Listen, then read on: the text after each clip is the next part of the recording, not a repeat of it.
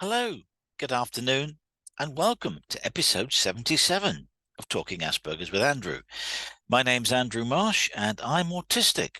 I have Asperger's syndrome, and I used to be a geologist.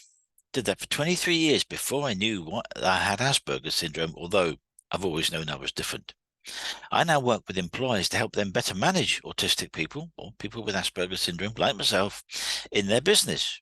And I do that with a 7 Steps program and by having a conversation with them about what they do, how they approach things, and what it is I can help them with. Identify certain things and certain traits that we have and help them manage that within their overall processes so that they can manage someone better and support them better. Because if someone is properly supported in the right environment, they're going to be more efficient. That's not rocket science. So that's what I do. And I have a weekly webinar, which is what we are watching now. And today's topic is all about information overload. And it's an interesting one because it probably happens to a lot of people who aren't autistic. They get so much information from their bosses, or they've been pulled in 2 or 3 different directions, and they can't focus and cope on what it is they're going to do. Because when it all is said and done, and all of the management jargon and programming and everything else is done for a member of staff for their week's worth of work or their month's worth of work, you can only do one thing at once. Not possible to do 2 things at once. You're either working on A, B, or C. The important thing is when you're working on A, you do it well and complete it well before moving on to B or whatever is next in the program that your schedule says that you should be working on. It is not possible to work on 2 things at the same time. You can't be typing away doing a report at the same time as you're inputting data in a spreadsheet. Can't do it. So when it comes to information that is presented to an autistic person, or anyone in your business for that matter, think very carefully about what it is you want them to do. And take the time to instruct them in that thing. It's very important that you don't go, just had this briefing document from a client. There's the 40-page briefing document. Boom, slap it on someone's desk. Say, right, there you go. Have that done by the end of the week. Now, it doesn't matter however good you are, whether you're autistic, whether you're not autistic, whether you're a genius, whether you're super skilled in any aspect of the business that you're running. If someone dumps a 40-page briefing document on your desk, you're not going to be able to go through that in 5 minutes and decide what it is that you want them to do. There will probably be multiple things that need doing. Some things with different priorities, some things with higher priority, some things with very high priority, some things that are, just make sure you covered the bases on these aspects. So if you get that 40-page document, what are you supposed to do with it? It's not how you instruct and brief people to do a piece of work. Doesn't matter whether they're autistic or neurotypical. What you have to do is you have to make sure that what it is that you're giving them to do, they understand. And you don't give them more than they can cope with and more than they understand. So take a simple situation where you've got a week's worth of work and there's 3 main things that need to be covered within that piece of work, and they all take roughly about the same length of time to do. So you would sit down and you would explain that to your member of staff. You'd say, okay, got this project for you to do. I know you can do this. You're well within your capabilities, but I want you to make sure you've covered these 3 things. And within those 3 things, you're going to be addressing things in a bit more detail like this, and you will set it out that you will have a briefing document that you give them, not the 40-page document you got from the client, but this is the task I want you to do. This is the header. This is the title. These are the 3 or 4 things I want you to cover. That's how I want you to present it. I want you to have images. I want there to be spreadsheets. I want there to be tables. I want there to be graphs, or whatever it is that you want them to present. So that the person sitting at the other end of the desk going, yep, I understand that. I can take all that in. That's fine. Tell me about the second task. until you explain the second task. You said there's 3 tasks. Tell me about the third task. That's all I want to know.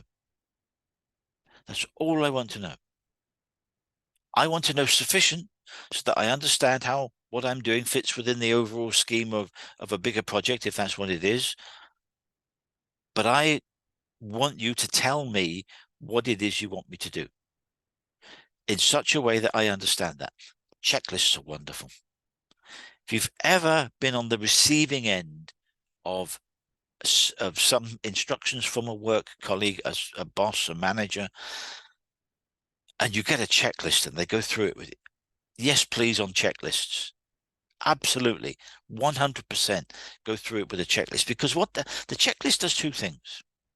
It shows the employee who's getting the information that the boss, the manager, has sat down and thought through what they want you to do. That is good, because they will then understand the project and what you are being required to do. They would have extracted the information out of the 40-page briefing document and they'll say, this is what I want you to do. Go through it with a checklist. Yeah, checklists are great, because as a receiving member of staff, the person doing the work, you're getting a checklist. You're getting things logically order in, following it on from one another. It makes sense. It's a concise document. It tells you what they want you to do. Perfect. Don't get labored with too much stuff, because if you get too much stuff, you're not going to know what to focus on. If you've got a massive thing to do and it's a 6-month project, it's important to understand all the aspects of that. But you don't need to know the ins and outs of all the detail of that 6-month project when you're starting work on something that's going to take you a week to start you off. You might need to know how the things fit together, whether there's interdisciplinary matters, there's other teams from other projects or other parts of the building, or suppliers or so on, or specialist support. You need to know how all those things fit together. But don't overburden someone, particularly an autistic person, with too much stuff. Tell them what they need to know to be able to do the task. Tell them how it relates to other things, other aspects that you know about, that they won't necessarily know about, how it fits together, who to liaise with if there's an interaction that's really from another department, and let them get on with that. Let them do that thing well. Let them complete it well, because that does 2 things. Well, that's more than 2 things. It gives you on your checklist, tick, this piece of work as part of that project has been done. It gives the person who's done it the satisfaction of knowing that they've achieved something. Small successes built throughout the length of a longer project is a great way of keeping people energized and enthused about what they're doing. If you just share your success at the end of the 6 months, you're going to have people that are sitting there going, oh, God, what am I doing this for? I'm grinding away, but I'm not getting any recognition from what I'm doing. If you've got a project that is a long project and somebody's completing a part of that in 3 days, 4 days, a week or 2 weeks, tell them so at the end of that time. Thank you for doing that. That's really great. That's what I was looking for. I just want to clarify a couple of points with you about X and Y, but thank you for that. That's really good. And I'll go through the next item on the part of the project with you tomorrow morning, and we can get you moving on that. Little success, reward the success, make sure the person knows that it's what they wanted, and it makes the person feel valued. And of all of the things that any business does with its employees, yes, you have to pay them well. But above all of that, it's feeling valued day in, day out in what you do. And if your manager, and I'm going to change that word to leader, if your leader inspires you to do work well and they are up for it and they are supporting you, they're giving you the tools to do the job, and they're not standing there berating you going, you're 2 minutes late on your break, I'm going to dock you and I'm going to write you up. Oh, please, please. Those things weren't appropriate in the 1960s. That was 60 years ago. Come on, we can do better. Lead and inspire your teams to do well, and they will do the work well. They will be engaged and enthused about doing it because you're coming across engaged and enthused about the work that you're doing.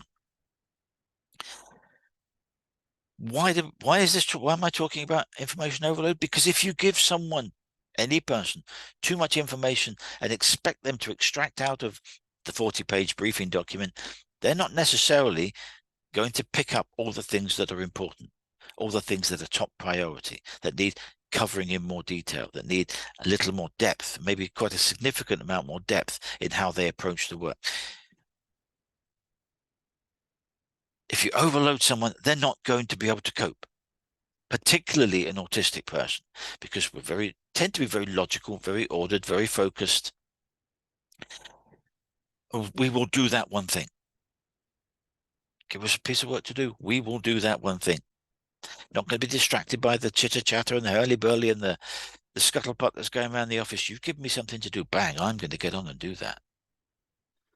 But don't tell me at the start, you've got 10 things to do and here's all details of all the 10 things. Certainly at the start to say, there's 10 things in this project, but I'm going to brief you individually about them as and when we do them. Perfect. Thank you. If there's any interlinking between those elements, obviously it's important that you make them aware of that so that they know that there are follow-on aspects to those parts of the project. But don't brief them about all 10 things in the first day and expect them to go off and 6 weeks later, boom, there's your answer. No.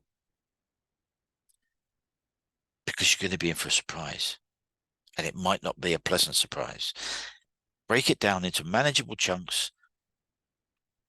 Have them do it. Make them go through it with your checklist so that they understand what is required. Have them do it. Get it back to you. You review it. Bang. It's what we wanted. Excellent. Thank you. Or actually, you've missed out on something. I want to just clarify with you at this point. I need to go in through that with you so that we can cover that in a bit more detail, which we can do immediately after we've had this conversation. That way, the person doing the work is focused on what they're doing. The autistic person doing the work is focused on what they're doing, and they don't have to worry about the other stuff. The other stuff might be important. Absolutely. But there's no point overburdening someone with all of that when they don't need to know for what they're doing. That's the key point I'm saying. And if you overload and overdump on someone, they're just not going to be able to cope. They're not going to find the right focus, the right information to focus on to deliver to you what you wanted.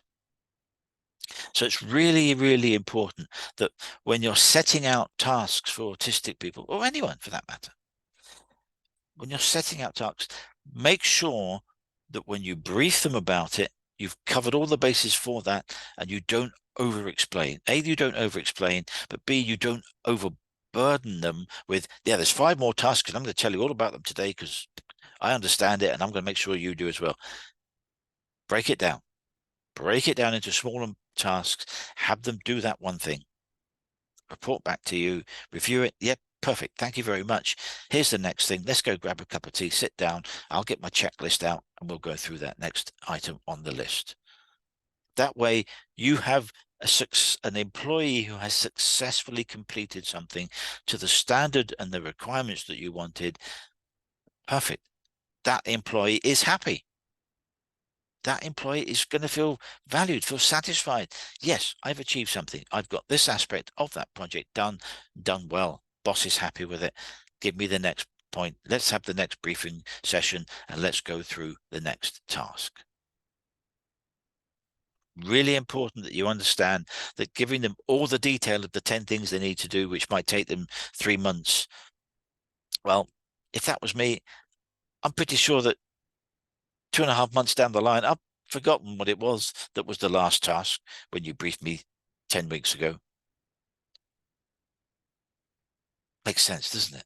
So break it down, give clear, specific instructions at the time, get a success, get that piece of work done, get it done well, have the employee happy, satisfied, and valued. They will, yes, please, give me the next piece. And so they will go on and do that. Because if you overload an autistic person with too much information, they will not know what to do. They will not know what the priorities are. They will not know which task to tackle first. And that will set them into a mind fugue. Excuse me just a moment. And what that fugue does, it confuses them.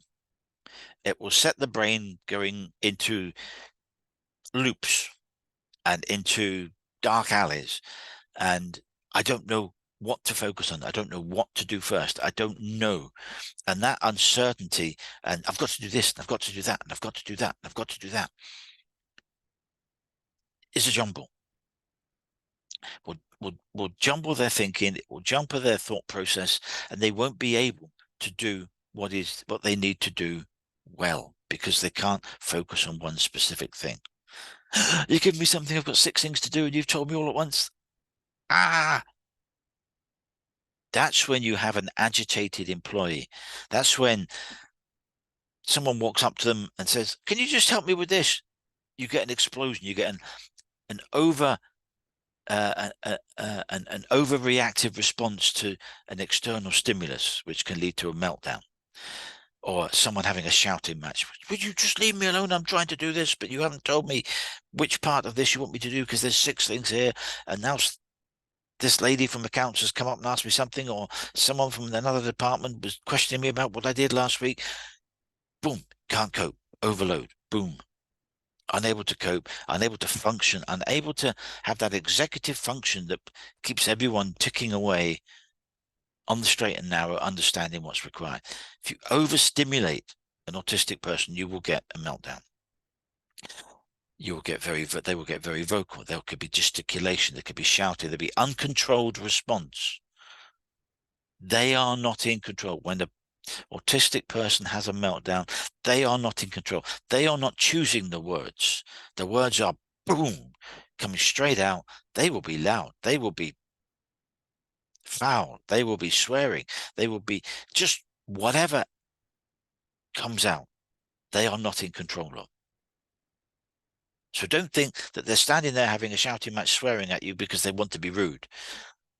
No, they're having an overstimulated response to something that they are trying to deal with, and they can't cope, and boom, they are unable to function. They are not in control when they have a meltdown. So be very aware that autistic people need order, need structure, need to know exactly what they're doing on the piece of work they're doing. Yes, it's important to know that there are 6 other things that they need to do within the next 2 months, so that they've got that in the background. But that's all it is until you come to the point where they've completed one task, you give them the next task. That's when you sit down, cup of tea, checklist, go through it with them, so that you're not overwhelming them with too much information that they can't process. And when they can't process, they're not productive. They're just so unproductive, because they don't know what to do. They don't know which thing to focus on. So they get agitated, they get annoyed, they get anxious, they get all of the negative aspects of their condition come out, and they can't cope.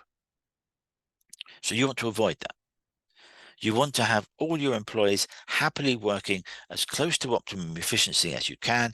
And the way to do that with autistic people is to break everything down into manageable packages, brief them on that package, and then when they've done it satisfactory, give them the next package, and then the next package, and then the next package, so that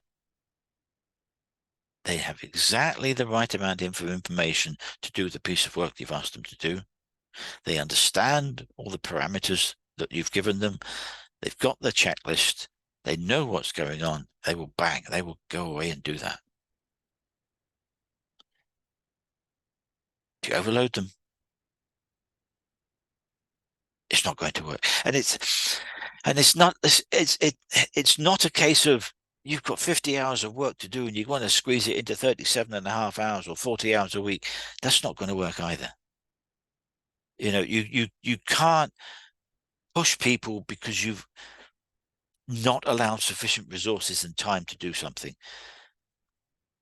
Yes, there are times when we all have to knuckle down and put in a bit extra.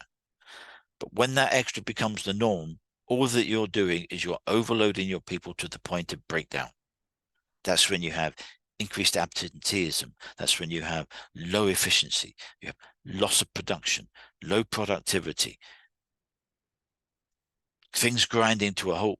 Because although people are working flat out, they are just drenched in stress and trying to cope, and they won't be able to cope. And an autistic person just won't be able to cope, won't be able to manage. So you have to resource things properly. You have to allow sufficient times for those resources to be efficient to do that task. So if you're continually getting, you know, putting the pressure on, putting the hammer down to get 45, 50 hours a week out of all of your staff, you have a resourcing problem. You don't have enough resources. You're not putting in the right bids because you're trying to win work by making shortcuts, and that shortcut is putting pressure and stress on your staff.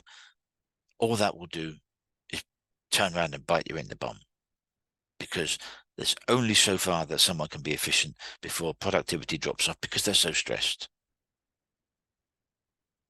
And you find that they just disappear for 5 or 10 minutes at a time because they've gone somewhere to calm down. Because too much tension, too much stress, just go away, leave me alone. And the boss is standing there going, no, you can't leave now. Why not? That's my contracted hours are up. No, we've got to get this done. Bang, bang, bang, hammer, hammer, hammer. It's not going to work. It doesn't work for anyone. Putting those stresses on vulnerable people and people who have challenges. And don't forget, reasonable accommodations that you've agreed with someone beforehand when they have taken on employment, you could be cutting right through those reasonable accommodations and reasonable adjustments by pushing people too hard, putting the stress on. That's when they go to see my doctor and you get signed off for 3 months. What good is that? It doesn't do the employee any good because they're stressed out of their nut, their blood pressure's high, they're all of the negativity things that we can think about when someone is stressed. Doesn't do the business any good because you're an employee down, you're a person down. So that puts even more pressure on the ones that are there. So you can't just keep pushing. And if you keep doing that, guess what? A, people are going to be off sick. B, they're going to leave. And you've got to start all over again, retraining. Training someone up for any position takes time. Even if that is just the lowliest of low positions.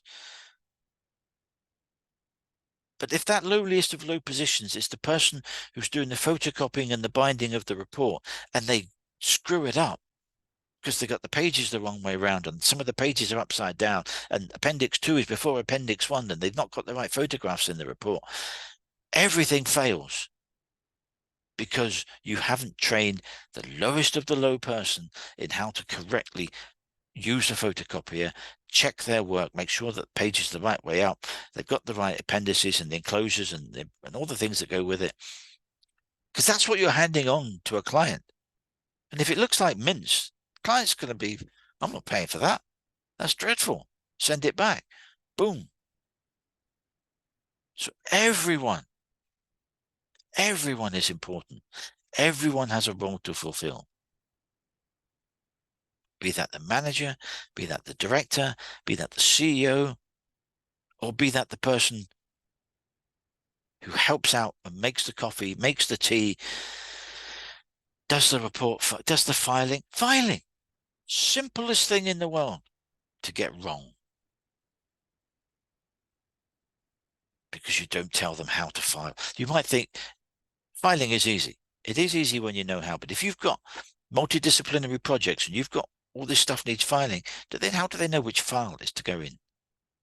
And how do you know that they've put it in the right file? You only know that they put it in the right file when you come and look for that letter and it's not there. Then what do you do? So every piece of the puzzle, every cog in the wheel of your business, in the machinery of business, has to function effectively and efficiently for it all to fall together, to run smoothly, to deliver. whether that's the lowest of the low, and I don't like using those words, all the way up to the C-suite. You've got to make sure you look after your teams, you support them in the right environment to get the best from them. Because the person you're paying the least, which is the person who's doing the filing or doing the photocopying or binding the report, they get it wrong. Everything wrong goes wrong all the way up. Because I can guarantee you, if the client gets something in the report that's wrong, the appendices are wrong, the wrong photographs are in, or the wrong data's in, they are not going to phone up the person who put the report together, the office junior. They're going to phone up the project manager, or if they're really hacked off with it, they'll phone up the C-suite, your directors, and say, "What the hell is this?" Director's going to go, "Well, what? I don't know. Have you seen Appendix 3? It's rubbish. Some of the pages are upside down. Wrong photographs. That's not our site." They're not going to phone the bottom of the rung. They're going to phone the manager, the director. They're going to get the earful. Then that's going to cascade all the way down. So you have to look after everyone in your team, because it's an old adage, but I'm going to say it, and you know what's coming. The chain is only as strong as its weakest link. There, I've said it. And if you overload and overwhelm people who can't then focus on what they're doing, that's when errors kick in. That's when mistakes are made. That's when the chain gets broken. And that's when chaos erupts. And I have been in those situations. I was a geologist for 23 years in the construction industry, mostly in consulting engineering role. So we were the design team. Some of the things that I have witnessed, shocking, that happen in consulting engineers' offices. Some of the things that some of our suppliers and contractors have done on sites have been shocking, because people are stressed, because they're not managed properly, because their managers haven't been trained in how to manage properly, because people get overloaded, people get overwhelmed. When that happens, that's when the breaks occur. That's when the errors happen. That's when people fall down and fail. They're not failing on purpose. They're failing because they are overwhelmed, overworked, overstressed, and something breaks. I know, because for 3 years during the credit crunch, 2006 to 2009, I struggled my way trying to keep my business afloat. And in the end, I got so ill, my wife dragged me to the doctor. My doctor took one look at me and said, "You're not fit for anything," and signed me off. I had worked myself into the ground. I had nothing left to give. I was absolutely at 0%. I was done. So look after your people, look after your teams. And that means doing the simple things right. Give someone the amount of work that they can cope with. Brief them on it, give them a checklist, make sure they understand it. Give them permission to come and ask you questions. Really important, because that's developing the rapport. That's developing the trust between you, the manager, the leader, and the team members. Really important that you do that. So that's been today's discussion. All about information overload. And yes, we crossed over into various other aspects, because that's usually what happens when we get talking about certain things, certain fields within the business, because it all relates to the person. It's all about people. All businesses are always about people. Yes, there'll be equipment, there'll be machinery, there'll be plant, there'll be tools, there'll be materials. But someone has to order them, someone has to design them, someone has to check they're working, someone has to maintain them, someone has to build them, someone has to check that they built it right, someone has to sign something off, it all comes down to people. And if you can look after your people, support them in the right environment, they will do better work than if you're just there to flog them until they die. Because they'll probably leave before they die, or they will do what happened to me and be off for an extended period of time because they are absolutely drained, nothing left to give. It's your choice. So keep the information to what someone can cope with and what they can sensibly manage that is relevant to the package of work that they're dealing with. And if that person has autism or Asperger's, that's a key thing for them. Because then they will get the sense of belonging, the sense of achievement when they have done that thing, and then they get the next thing, and then they get the next thing. So if you are an employer and you're watching this on video, my apologies for the screen behind me. I had some technical issues with my background today, and hopefully I'll have that fixed for next week. But if you want to know more about how to manage autistic people and people with Asperger's syndrome in the workplace, then please feel free to drop me a line. My name is Andrew Marsh. You can get me at aspergersmatters.com, or you can email me at andrew@aspergersmatters.com. And I'd welcome the opportunity to have a free 30-minute consultation with you as to how I can help you better manage autism and Asperger's syndrome in the workplace. That's all for this week. Keep a lookout on Friday or Saturday for what next week's topic will be about. And this video will be on my YouTube channel, so please like and subscribe. All the videos from the previous 76 episodes are on my YouTube channel. They are a free resource that anyone can have a look at. Please do so. There might be something in some of those that be relevant to your business, relevant to how you manage your teams, and how to get the best from your autistic employees. So my name's Andrew Marsh. Take care, and I hope to see you see you again soon. Thank you.